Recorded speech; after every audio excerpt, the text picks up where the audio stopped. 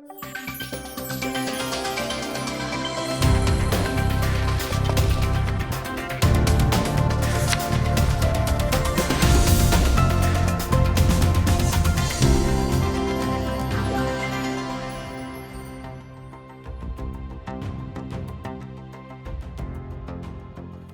بەڕێزان، ئۆپۆزیسیۆن چییە؟ دەوری ئۆپۆزیسیۆن یاخود معارەزە لە سیستەمە دیموکراسیەکاندا چییە؟ ئەی لە سیستمی دیکتاتۆریە ئایا شتێک هەیە بە ناوی معارەزە؟ لە کوردستاندا معارەزە دەوری چییە و چۆن ئەرکەکانی خۆی بەجێ دێنێ؟ بینەرمان بن. مامۆستا بەهمەن بەخێر بیت. سوپاس کە سوورەنجان. معارەزە یا ئۆپۆزیسیۆن لە جیهاندا ئەتوانین بڵین چەمچێکی نوێیە، شەرعی وەک شەرعیەت، ینی چەمچێکی نوێ. با بڵێن معارەزە بوون بەو شێوە سیستماتیکە چۆن و لەکەیدا دادێت.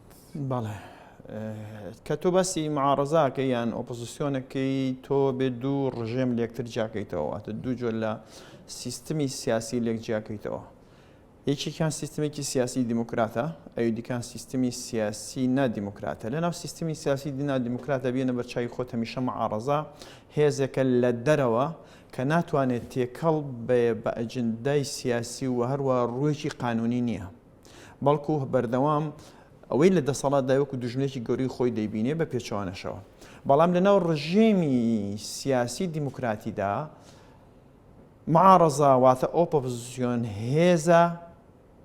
با بڵێم دەسەڵاتە بەهێز، بەڵام خودی ئەوەی لەناو دەسەڵاتایە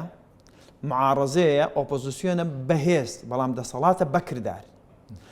لەناو ڕژێمی سیاسی دیموکراتیدا هەمیشە ئەگەرێک هەیە بۆی ئۆپۆزیسیۆن ڕۆژێ لە ڕۆژان ببێتە دەسەڵات بەکردار، و ئەوەیش کە دەسەڵات بەکردارە ڕۆژێ لە ڕۆژان ئەگەری ئەوەی هەیە لە ڕێی سندوقەکانی دەنگدانەوە ببێتە ئۆپۆزیسیۆن بە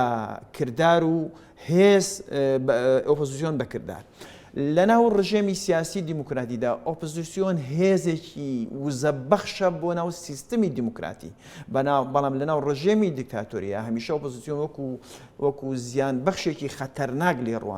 لێ ڕوانراوە. بۆیە ئۆپۆزیسیۆنی دیموکراتی ئەو هێزەیە کە لەگەڵ کۆمەڵی مەدەنیە دەبنە بەشێک لە گروپی فشار بۆ فشارخستنە سەر دەسەڵاتی سیاسی، ئەو دەسەڵاتی کە دەسەڵاتە بە کردار، ئیترەوە حکوومەت بێ یان چەند حیزبێک بێ یان حیزبێک بێ لەناو دەسەڵاتەکە خەریکی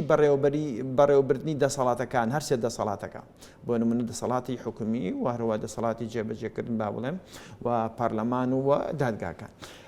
لەم قۆناغەدا لەناو ڕژێمی سیاسی دیموکراتیدا ڕژێمی با بڵێم هێزی ئۆپۆزیسیۆن بەردەوام چاودێرێک لە ئەرکەکانی چاودێریکردنی کۆی ئەو سێ سیستمەیە کە بەردەوام لەنگیەکانی بێهێزیەکانی دەردەخا. لە لایەکی دیکەشەوە ئەم جۆرە لە هێزی ئۆپۆزیسیۆن لەناو ڕژێمی دیموکراتیدا هەمیشە هەڵپەی ئەوەیە ڕۆژێ لە ڕۆژان زۆعفەکانی بەردەوام زۆعفەکانی هێزی دەسەڵاتدار بدۆزێتەوە ڕۆژێ لە ڕۆژان ببێتە بەدیلی و بە ئەجندایەکەوە، واتە بە بەرنامەیەکی دیاریکراوە بچێتە ناو دەسەڵات و حکم بگرێتە دەست. بۆیە لە ناو ڕژێمی دیموکراتیدا هەمیشە ئۆپۆزیسیۆن ئەگەری ئەوەی هەیە بچێتە ناو دەسەڵاتەوە، بۆیە هەمیشە دەبێ خاوەنی بەرنامە بێت، واتە خاوەنی بەرنمەیەکی بەدیل بێ بۆ ئەو پرۆژە شکست خواردوانەی کە هێزەکانی دیکە لە ناو دەسەڵاتە نەیانتوانێت جێبەجێکەن یاخۆ شکستیان خواردووە. ئەو قەیرانە گەورانەی کە لە ناو ڕژێمی بەڕێوەبردنە لە وڵاتە دروست دەبێ، ڕژێمی سیاسی کاتێک ئەوەی لە ناو دەسەڵات هەیە تووشێم قەیرانانە دەبێت، ئەوە ڕژێمی با بڵێم ئۆپۆزیسیۆن ڕاستەوخۆ خەریکی دانانی جێگرە و بەدیلە. ئۆپۆزیسیۆن کاری چییە لە سیستمی دیموکراتیە؟ ئۆپۆزیسیۆن کاری یەک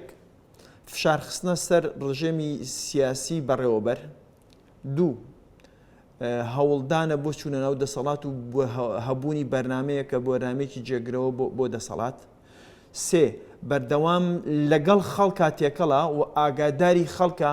پرسە هەرە گرنگی و هەنووکەیەکانی خەڵک دەخاتە ناو چوارچەوەی سیاسی و ئیشیان لەسەر دەکات. ئەم سێ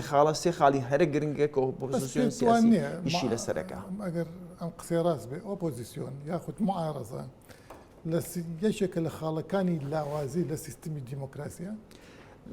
بە پێچوانەوە هەمیشە وەکو هێز بۆ سیستمی دیموکراتی سیر کراوە فعلەن لە ناو ڕژێمی دیموکراتیدا لەبەر ئەوەی ئۆپۆزیسیۆن نەبێ شتێک نییە بە ناوی دەسا و دەستکردنی دەسەڵاتەوە و ئەگەر ئۆپۆزیسیۆن نەبێ شتێک نییە بە ناوی سندوقەکانی دەنگدانەوە و ئەگەر ئۆپۆزیسیۆن نەبێت لە ئەنجامدا شتێک نییە بە ناوی کۆمەڵی مەدەنی بەهێز کە هەموو ئەمانە بنەماهارە گرنگەکانی دیموکراتیەتی سیاسین. بۆیە زۆر گرنگە لە ناو ڕژێمی دیموکراتیدا ئۆپۆزیسیۆن وجودی هەبێ بەڵام ئۆپۆزیسیۆنێکی کارا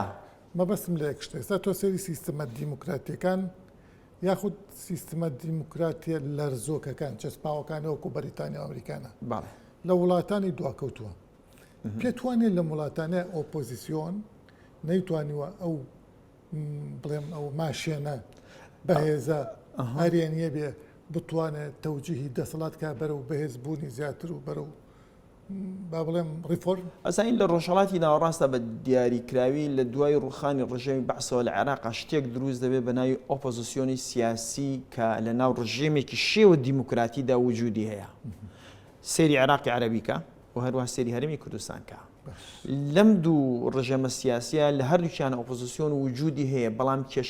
کێشێکی زۆر قوڵ لە ناو خودی ڕژێمەکە هەیە بۆ نمونە چانسی گەشەکردنی ئۆپۆزیسیۆن لە ناو ئەم جۆرە ڕژێمە شێوە دیموکراتیە کە ناڵم دیموکراتی شێوە دیموکراتیە کە فرەیی هەیە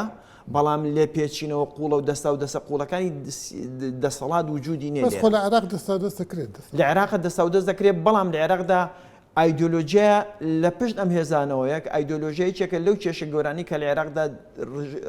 با بڵێم دەموچاوەکان دەگۆڕێت بەڵام سیستمێکی سیاسی هەیە کۆی ئەم سیستمە سیاسی لە هەرێمی لە عێراقدا ببوورە کۆی حیزبەکان بە هەمان ئەجنداوە دەچنەوە و دەسەڵات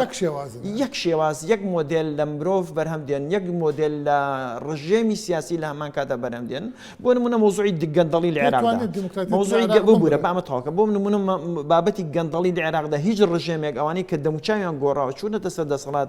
هیچ وەختێک ناتوانێت ڕوبەڕووی بنەوە بە پێچەوانە خوان بەرهەمی گەندەڵی بوون هەمویان بەڵێ باش پێت وانێ هەر ئەم دیموکراسیت لەم وڵاتانەیە بە تایبەتی لە ڕژێمە مەذهەبیەکانە دەمام چێکە بۆ مەذهەب گەرایی بە شێوەیەکی تر ئەوە ئێرانەوە هەر لەم جۆرە دیموکراتی لە عێراقدا هەیە بۆ نمونە فرەیی کە تیایدا ئۆپۆزیسیۆن تایە سەر هەڵدەدات بریتیە لە جوانکاری بۆ ڕژێمە سیاسیەکە یەکێک لە قەیرانە قوڵەکانی بۆ نمونە ئۆپۆزیسیۆن لە هەرێمی کوردستاندا ئەوەیە لە هەرێمی کوردستاندا ئۆپۆزیسیۆن خەونی بەجددی خەونی ئەوەی نییە بچێتە ناو دەسەڵاتەوە و هەروە دەسەڵات بەڕێوەبەرێ هیچ هێزێکی ئۆپۆزیسیۆن بەجددی لێبڕاوانە فشارەکانی هێزێکی ئۆپۆزیسیۆنی بەکار نەهێناوە بۆ جێبەجێکردنی ئەجنداکانی خۆی وەسەپاندنی بەسەر ڕژێمی دەسەڵاتدا لە هەرێمی کوردستانە بە پێچەوانەوە زۆر جار دەستی دوو سێ دروزەکە بۆ ئەوی بچێتە ناو ئەم یاریانەوە بۆ نمونە لە خۆپیشاندانەکانی ئەم دوایی هەرێمی کوردستان هیچ حیزبێکی بەناو ئۆپۆزیسیۆن لە هەرێمی کوردستاندا چکا بێ بخێنە دوبین دوو قۆسە لە هەرێمی کوردستاندا ڕاستەوخۆ نەچۆتە ناو بۆ نمونە خۆپیشاندانەکان مانگرتنەکان بەڵکو لە ڕێی دەستی دووەوە یاری بەماکە دەڕێی دەستی دووە کۆمەڵی خەڵکی دیکە گروپی دیکەی تایبەتی خۆی دەنێرێتە ناویانەوە لە ڕێ ئەو بێگومان هەروایە بەڵام مۆزوعەکە ئەمەیە تیایدا لە ئەساسا من ئەهێن بوو ئەوە لە ئەساسا مۆدێلێک لە ئۆپۆزیسیۆن لە هەرێمی کوردستاندا دروست بووە وا تێگەیشت و وا بەگوێچ پێێنراوە ڕۆژە لە ڕۆژان ئەم ناتوانێت بچێتە ناو ئەو دەسەڵاتە سەری سەرەوە مەگەر ئینقلابێکی گەورە لە وڵاتە ڕووبدا لەبەر ئەوەی هەردوو ڕژێمی سیاسی لەسەرەوە قۆڕغی بواری ئابووری و سەربازی و ئیداریان بە تەواوەتی کردووە بۆیە درگایان لێداخراوە هەموو جارێک ناتوانێت سنووقەکانی دەنگدان هەقی بە قۆرحی بواری ئابووری سنووقەکانی دەنگدان هەموو جارێکیش پێویستی توانای گۆڕانکاریان لە هەرێمی کوردستانە نییە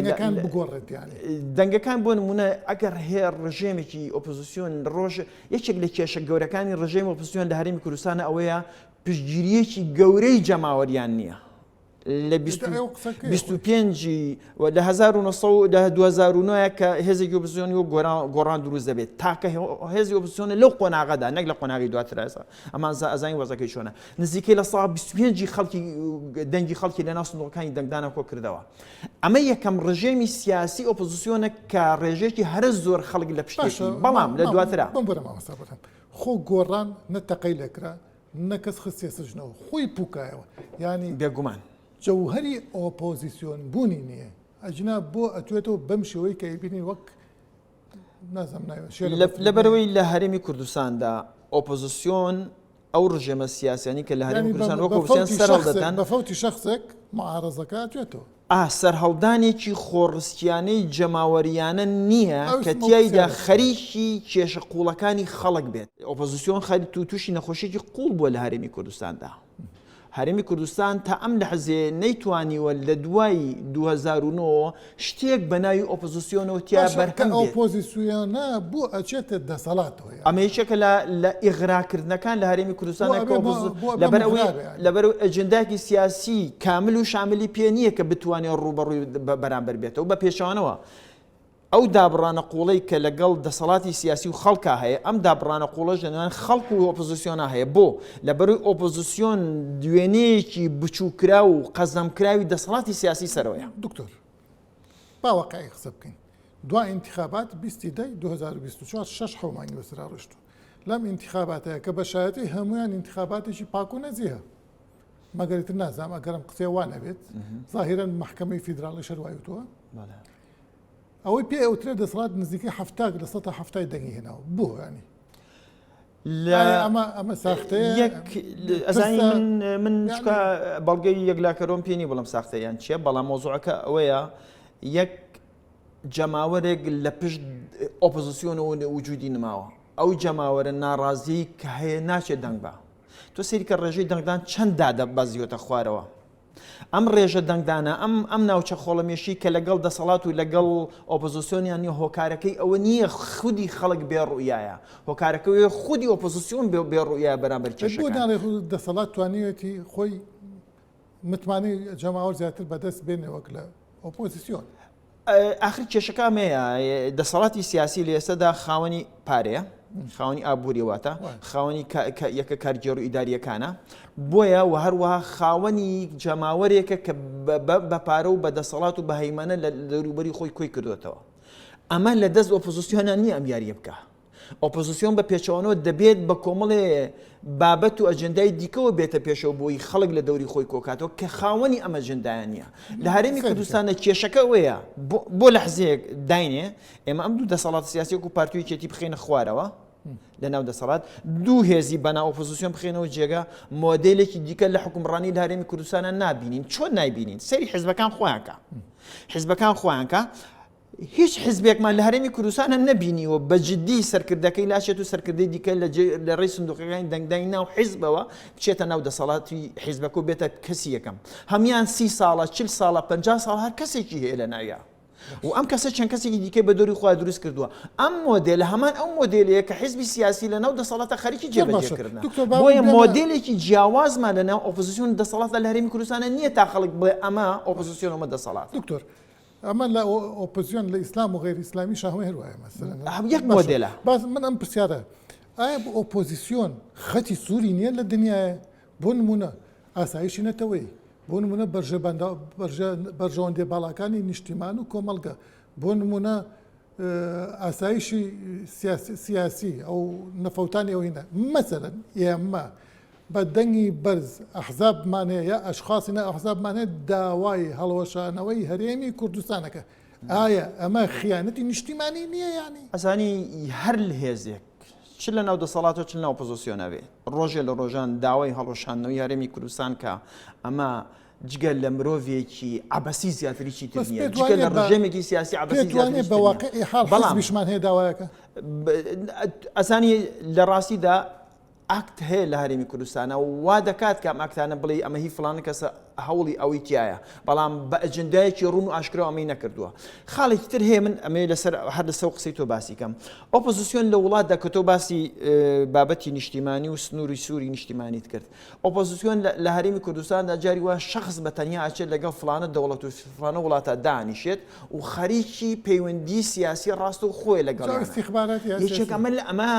ئەمە پەیوەندیەکی هاوتەری نییە لەگەڵ یەکەکە دانیشن بەڵکو جۆرێکە لە پچوچێک لەگەڵ گەورەیەکە دەسەڵاتدارێک لەگەڵ ئەبێت بێدەسەڵاتێکە استیخباراتی. بۆیە لێرە تۆ وەکو خەڵک کە سەیری دەکەی دنیای گومانی بۆ دروست دەبێت لەمە لە ڕاستیدا بە هیچ شێوەیەک ئۆپۆزیسیۆن و دەسەڵاتی نییە بچێت لە دەرەوەی وڵاتەکەی خۆتەوە خەریکی پەیوەندیکردن بێت لەگەڵ ڕژێمێکی دیکەیە ئیتر ئەو ڕژێمە لە ناو دەسەڵاتە بێیان ئەو ڕژێمە ئەگەر هاتوو لە ناو دەسەڵاتە بێ ئەمێشی دیکە لە قەیرانەکانی ئۆپۆزیسیۆن بوون لە هەرێمی کوردستاندا خاوەنی ڕوئیەکنی ئایا ئۆپۆزیسیۆن کارەکانی ئەو چییە؟ ئەمە یەک دوو ئۆپۆزیسیۆن لە هەرێمی کوردستانە خاوەنی جورئەتێکی جەریئانە نییە دەست بخاتە سەر ئەو کێشە قوڵانی کە لە هەرێمی کوردستانە وجودیان هەیە بەردەوام خەریکی دروستکردنی پێشتریش تۆزە ئاماژەم بێەوەدا بەردەوام خەریکی دروستکردنی جۆرێک لە مەقاشە بۆی ئەوان دیکە ئیشەکەی بۆ بکەن ئەمە هۆکارەکە چییە لەبەر ئەوەی ئۆپۆزیسیۆن لە هەرێمی کوردستانە دەسەڵات ئۆپۆزیسیۆن نییە بە مانایشی دیکە کێشەیەکی ئابووری و گەندەڵی هەیە ئەویش بەشێکە لەو بەڵام بەقەدر خۆی بەشێکە لەو دکتۆر با من سەراحەتر ئێمە ئێستا ئەوەی کە پێ ئەوترێت معارەزە دوو بەشە بەشێکی ئیسلامیەکان وەک کێکگرت و کۆمەڵ ئەمان ئازای ئەیدۆلۆژین لە پێناوی ئەیدۆلۆژیای کاوڕێن نەک لە پێناوی پێتوانێت لە پێناوی بەرژەوەند ئەوەی کە ئەیشیکەن لە پێناوی بەرژەوەندی نیشتیمانی و نەتەوەییان نیە بۆ سەرخستنی ئەیدۆلۆژیایکی دیاری کراوە ئەوەی تریشکە هەیە بەس با بڵێن نەوەی نوێ کەس نازانێ ڕوئیای چییە ئەرێ کاکە ئەمە باس چیەکە تاسە تاقی نەکراوەتەوە لە دەسەڵاتە لەوەشە کە خۆی وەک حزبێک یا وەک ڕەوتێک چ نەجاحەتێکی بووە یان خۆ یەکێک لە هەڵە گەورەکانی ئیسلامیەکان ئەوەیە کە نەیانتوانیوە پرسی نەتەوەیی لەگەڵ پرسی دینیا تێکەڵکەنەوە پرسی نەتەوەی بکەن بە ژمارەیەک و پرسی دینی بکەن بە ژمارە دوو بەشکال لە ئەساسە تۆ پرسێکی نەتەوەی هەیە پرسێکی بۆ نمونە لەو کوردستانە کەمی مزگەوت نییە کەمی نوێشکەر نییە کێشەیەکی نەتەوەی قوڵت هەیە ئیسلامیەکان دەیانتوانی لەناو خودی ئیسلامە گوتارێک بەرهەم بێنن لەناو گوتارەدا بەرگری لە نەتەوە بوون بە جددیتر کا لە هێزەکانی دیکەی وەکوێچێتی و پارتیش بەڵام ئەمان نییە لەبەر ئەوەی چی لەبەر ئەوان لیستێکیانێ لەناو لیستە ژمارە 1 و 2 و 3 و 4 هەیە ئۆپۆزیسیۆنی سیاسی ئیسلامی کێشەکەی ئەوەیە خودی ئایدۆلۆژیاکە بەرهەمی ناوخۆی هەرێمی کوردستان نییە بەڵکو لە دەرەوە هاتوۆتەوە کە لە دەرەوە هاتوو ئەمان ناتوانێت بە خۆماڵی بکەن هەر بۆیە خەڵک بەردەوام لە ناویانە یەتە دەرەوە کاتێ باسی بە خۆماڵەکردنی ئەم جۆرە پرۆژە سیاسی ئیسلامی ئاکا کێشەی ئۆپۆزیسیۆنی ئیسلامی لە هەرێمی کوردستاندا کێشەیەکی قوڵە کێشەی لیستکردنی کێشە گەورەکانە لای ئەو بۆ نمونە پرسی نیشتیمانی لە ناو هەرێمی کوردستان یەکەم ڕەنگ بێ غەزە یەکەم ژماری بێت ڕەنگ بێت کەرکوک حوتەم ژماری بێت یعنی بە دوای یەکایەتە ئەو بۆرما ئەوانە لە پێش کوردستانەوە بخۆ بەردەوام کێشە ئیسلامیەکان ئەیتوانی ئەگەر دیدێکی وردی هەبێت لە دوو ڕووە ئۆپۆزیسیۆنی ئیسلامی ئیشکا لە ڕوویەکەوە کێش کوردیەکان کاتە کێشێکی دینی خۆی چکە ڕوویاکی شمول و گشتگیری هەیە بۆ شتانە ئەو لە دیدەکێشە دوو دەیتوانی بە پەیوەندیەکانی لەگەڵ هێزە سیاسە ئیسلامیەکانی دیکە پرسی نەتەوەی باتە پێشەکە هیچ یەک لەم دوانی نەکردووە لە کوردستاندا کێشەی ئۆپۆزیسیۆن بوون تەنها ئیسلامیەکان ناگرێتەوە کۆی ئەوانەی کە خۆیان بە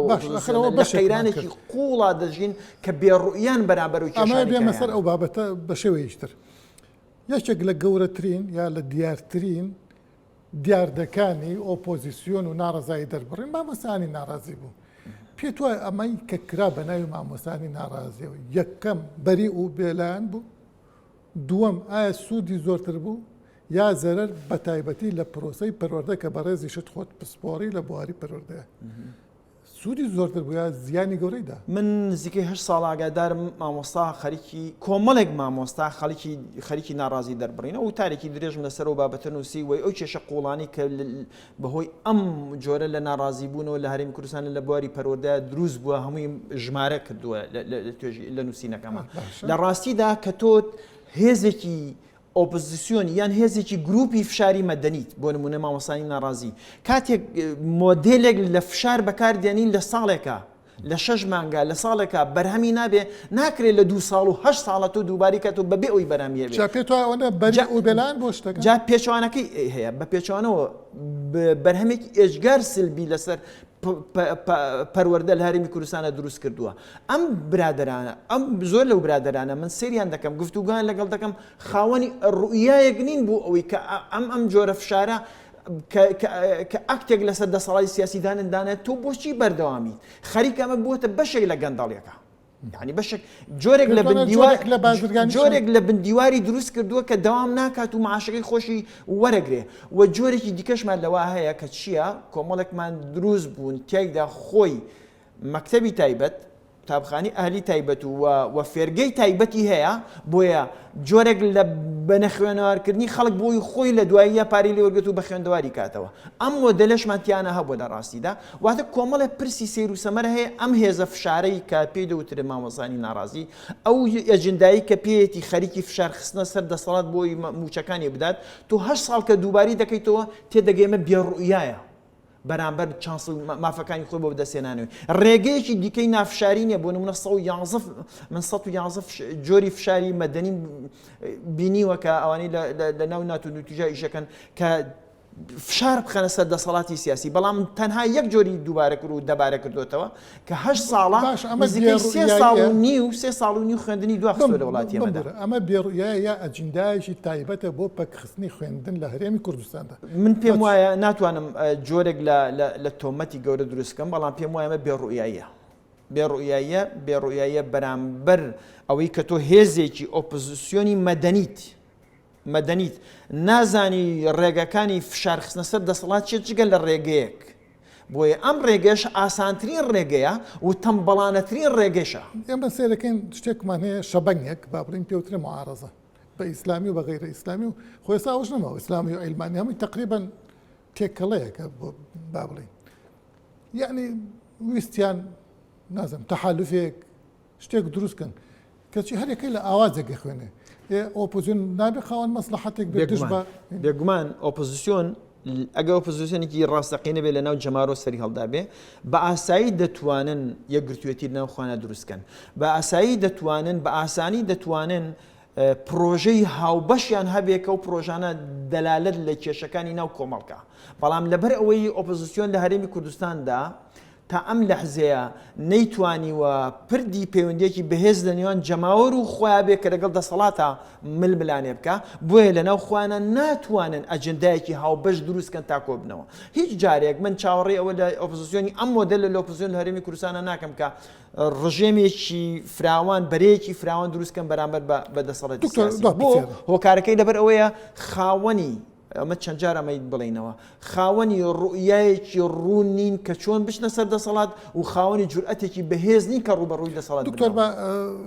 لەوانەیە دوا پرسیارم بێ ئەوترێ ئەو کوشیکاری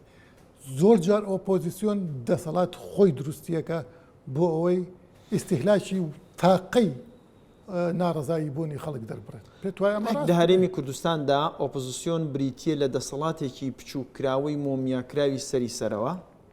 کە تیایدا ئەڵەم بچووکراوەی مۆمیاکراوە واتە لە شوێنێکە دەتوانێت بجوڵێت جوڵە بکە بەڵام سەقفێک هەیە کاگاتەوە سەقفەی ترێ ئەوەسێت ناتوانێت لە زیاتر لەو سەقفە بجوڵێت بۆیە ئۆپۆزیسیۆن لە هەرێمی کوردستاندا کە پێشتر باسم کرد بریتیە لە دەسەڵات بە هێز لە هەرێمی کوردستانە دەسەڵات نییە بەهێز چکە خەونێکی نییە بۆی بێتە دەسەڵات بە فعل لە ڕۆژە لە ڕۆژ لەبەر ئەوەی ناڵێم ئەم سەقفە لە بەردەمیا وجودی هەیە و خۆی لە شێوەی دەسەڵاتە دروست کراوە بە مانایەکی دیکە ئۆپۆزیسیۆن لە هەرێمی کوردستاندا لە دایکبوویەکی شەرعی کێشە قوڵەکانی هەرێمی کوردستان نییە باش بەڵکو جۆرێکی دیکەی لە هەڵپا بۆ چوونە سەر دەسەڵات پێتوانێت هەر دەسەڵات خۆی دەسەڵات بخۆن هەر ئۆپۆزیسیۆن خۆی بە تایبەتی گۆڕان کارتی ئۆپۆزیسیۆن و هیوای خەڵکی سووتان بە جارێک خەڵک ئیمانی پێ نەمێنێت تە شێوەگرشێوەکان یانی بۆ ئەمە ڕاستی نەڵینیانی ئەو گۆڕانەی کە ئێستا هەیە و پاچە گۆڕانانی کە ئێستا هەیە بێگومان بڵێ لە ناوبەری یەکێکە لەو هێزانی کە لە ناوبەری خەونی خەڵک بوو بۆ گۆڕانکاری ئەوانەی تریش هەڵبەتە جێگەی ئەوانی دیکە هیچ وەختێک ئەبووە ئەوانی دیکە لە 2006 بووبوونا بە ئۆپۆزیسیۆنێکی جدی شکار ناڕازەیەکی جدی لە هەرێمی کوردستان لە 2006 کە لێشایکی باش لە پارێتە هەرێمی کوردستان لە دوای 2023 بە تایبەتی لە 2006 دەرەکەوێ و خەڵکێکی زۆر لە سەری سەرەوە دەوڵەمەند دەبن بەهۆی گەندەڵیەوە لەم کاتەدا خەڵک درکێکی قوڵ بەوە دەکات کە گەندەڵێکی قوڵ لە هەرێمی کوردستانە وجودی هەیە لە 2006 کە ئەم ڕژێمانە ئێواتەم حیزبە بچووکان ئەم حیزبانی دەرەوەی دەسەڵات کە جورئەتی ئەوە ناکەن ببن بە ئۆپۆزیسیۆنێکی جدی تا 2009 هێزێک لەناو هێزێکی دیکە دێتە دەرەوە دەبێتە ئۆپۆزیسیۆن ئەمانە لە ئەساسە بیریان بۆ ئۆپۆزیسیۆن بوونێکی جدی نەچوو و ناچێت بۆیە لە هیچ لەحزەیەکدا لەم قۆناغەدا چاوەڕێی ئەوە لەو هێزانە ناکرێت کە من بێرم دێ مەسەلەن ئەمینداری بەڕێز ئەمینداریە گرتووە ئەیوت ئێمە نەهاتوین ببینە بەدیلی دەسەڵات بێگومان ئێوە معارەزە ڕێگەوەی کە من دەسەڵات ئەڵێم يعني. ڕێگەوەی من کە من دەڵێم بەردەوام ئەم جۆرە ڕژێمە حیزبیە ئەو جۆرێک نیە لە ترس لەوەی کە ئەتێ خۆت گەورە بکەی بەڵام جارێ ترسە لە دەسەڵات. من پێم وایە یەکێک لە هۆکارەکان ترسە یەکێک دیش لە هۆکارەکان ئەسڵەن ئەجەندای سیاسی قوڵتری نییە لەوەی کە بێتە بەدی لەوی دیکە بۆیە هەر وەختێک خۆی لە بەردەم ئەم بەرپرسیاتە گەورەیە بینێتەوە خۆی زۆر لەوە بە بچووکتر دەزانێت بچێتە ئەو شوێنە ئەمە یەکێکە لە کێشە قوڵەکانیان و لە هەرێمی کوردستاندا ئێمە پێویستمان بە لەدایکبوونی ئۆپۆزیسیۆنێکی جددیە کە ڕاستەوخۆ ڕەگ و ڕوویشەی لەناو خەڵکۆ بەرهەم هاتبێ و مۆدێلێکی دیکە لە تاکی سیاسی پەروەردەکرابێت ئەم پەروەردەکرانە خەریکی کێشە قوڵەکانی خەڵک بێ نەک خەریکی موچە تایبەتیەکانی خۆی بێت ئێستا بۆ نمونە لە هەرێمی کوردستاندا هیچ وەختێک من نمبینیوە ئەوانەی کە ڕژێمی سیاسی ئۆپۆزیسیۆن لەناو پەرلەمانی کوردستاندا بڵێ موچەی پەندان پەرلەمانەکان و موچەی وەزیرەکان و موچەی پلە تایبەتەکان بەرزە با نزمیان کەینەوە بۆ چکان خۆشی لە ناو چێکایە خۆشی بەشێکە لەو ڕژێمە بۆیە دەبێت جۆرێک لە مۆدلی سیاسی لە هەرێمی کوردستاندا دروست بچکە ئەم مۆدلە سیاسە بچوک بچووکانە کە بەنای ئۆپۆزیسیۆنە لە هەرێمی کوردستانان هەمان مۆدلی سیاسی سەرەوەن مۆدلێکی سیاسی جیاوازنی بۆیە خەڵک هیچ پرسێ خەڵک بە شێوەیەکی گشتی من باسەکەم هیچ پشتگیریەکی یەکلاکەرەوەی جەماوریان بۆ دەرنابڕێت. زۆر سپاس بەڕێز دکتۆر بەهمن. سپاس کاکسۆرە. بینەرانی بەڕێز بەم شێوەیە هاتیە کۆتایی ئەم ئەڵلقەیەمان تا ئەڵلقەی داهاتوو میوان و بابەتێکی تر خواتان لەگەڵ.